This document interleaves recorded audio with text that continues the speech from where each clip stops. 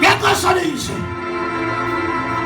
uba umzalwane hamba kakubi noThixo ufuna bonke abazalwane bahambe kakubi noThixo. Uba uThixo esohlwayo emohlwayo uThixo ngenxa yezono zakhe ufuna bonke abazalwane bafele isono sakhe. Masatarika rebokos. Kunabantu abalandela umnikelo abangalandeli umnikazi womnikelo. Kunabantu abaleka umnikelo abangalandeli uYesu.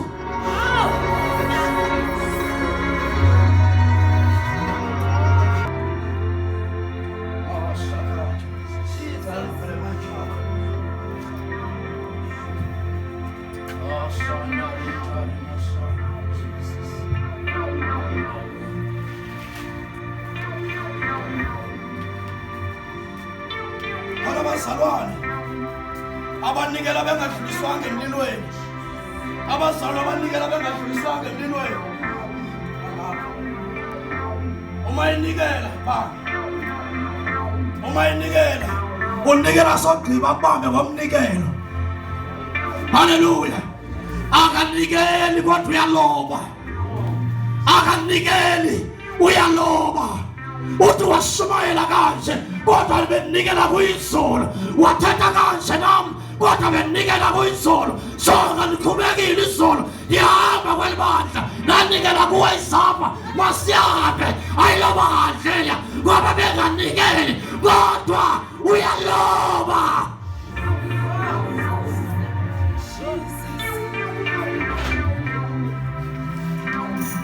Umnikelo awushayo kumnikelo ofileyo kumnikelo ongadluliswanga emlilweni ngoba kwanganikelwa kwakulotshwa. Emva kokusho umnikelo umnikazi womnikelo uthatha lo mnikelo ngaphakathi kwakho uthi lenhlanzi yaphuma emanzini nayo mayiphume. Isithunya zathi mkhonzi kaThixo ophilileyo vuka udle. Samnikeza amaqebengwana adlulise ojiwe emlilweni. Ithi iBhayibheli samnikeza amaqebengwana ojiweyo adluliswe emlilweni. Haleluya. Amen. Ngoba kuyinqaka ukudla into engadluliswanga emlilweni. Kuyinqaka ukudla into engacikidwanga. Kuyinqaka ukwambatha ingubo engadluliswanga emlilweni.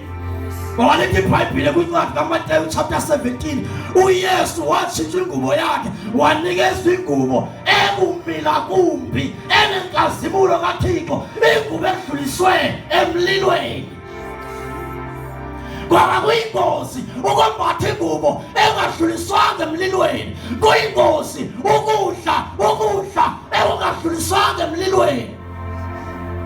Kuyingozi ukushunyayezwa kumzalwane ongadluliswanga emlilweni. Kuyingozi uba kuhlabelele umzalwane ongadluliswanga emlilweni. Kuyingozi uba kunikele umzalwane ongadluliswanga emlilweni.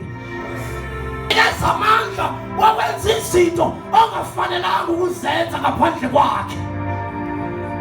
Awungeke uzenze kodwa ngexesha zafika ingilosi zafikelele ediniwe. Ngoba uThixo wethu uyiprovider. uThixo wethu uyasinakekela. uThixo wethu uphinda abe ngumlungiseleli wethu. uThixo wethu uphinda abe ngugqirha wethu. uThixo wethu ungumuyiseli wezinto ezilahlekileyo. Ungumongezi wamandla xa sidinga amandla. Ungumomelezi wethu masijafile amadolo ethambile. Uma sigula ungumphilisi wethu. Uma silimele unyothula ameva aphilise inhliziyo yethu.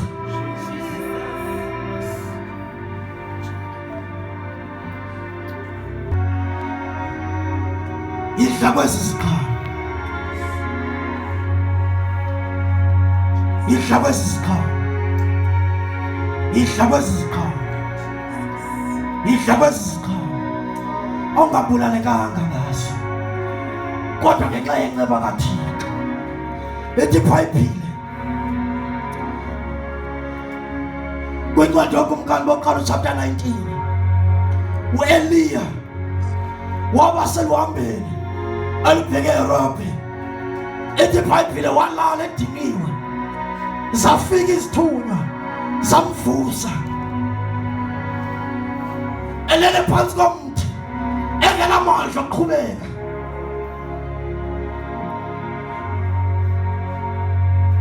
Engenamandla okuthandaza,